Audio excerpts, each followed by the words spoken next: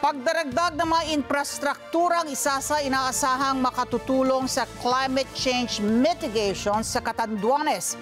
Ito ay dahil ang nasabing probinsya ay madalas daanan ng mga bagyong pumapasok sa bansa. Alamin natin ang buong detalye sa report ni Erlo Bringas. Madalas na sapuliin ng mga pumapasok na bagyo sa bansa ang probinsya ng Catanduanes.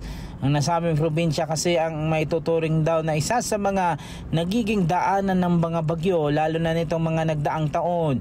May mga bagyo na umaabot pa nga sa totong lakas nito na signal number 5. Kaya maraming mga ari-arian at mga kabuhayan ang napipinsala at masaklap pa buhay ng tao. Para maibsan ang epekto ng patuloy na paglakas ng mga bagyo taon-taon, iminungkahi ni Sagip Party List Representative Rodante Marcoleta ang pagkakaroon ng mga karagdagan pang infrastruktura para maibsan ang epekto ng bagyo lalo na sa probinsya. Ayon kay Marcoleta, kailangan ng mitigasyon sa mga ganitong senaryo o patuloy na pagbabago ng klima ng bansa. Taon-taon kasi ay nag-iibang lakas ng bagyo, katulad na lamang ng naranasan nitong nakaraang taon na halos magkakasunod na bagyo na pumasok sa bansa, kaya marami din ang naapektuhan nating mga kababayan.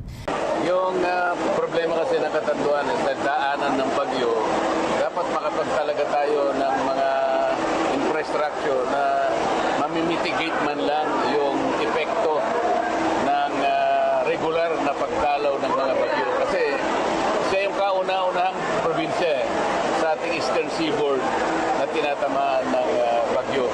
Ngayon, pagka tinatamaan ka ng bagyo, ano man ang pagsulong na ginagawa mo, umaatras uli yun. Sayang naman yung nagawa na pagsulong.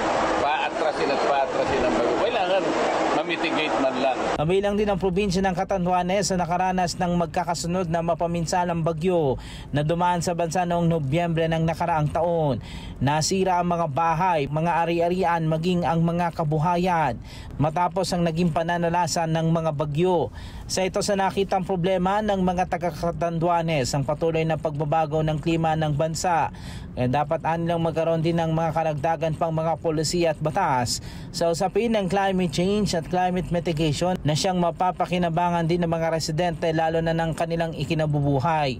Hindi natin pwedeng harangin ang bagyo Kung makakagawa lang ako ng panukalang batas na wag nang pumasok ang bagyo sa Catanduanes, gagawin ko Kaya lang hindi pwede.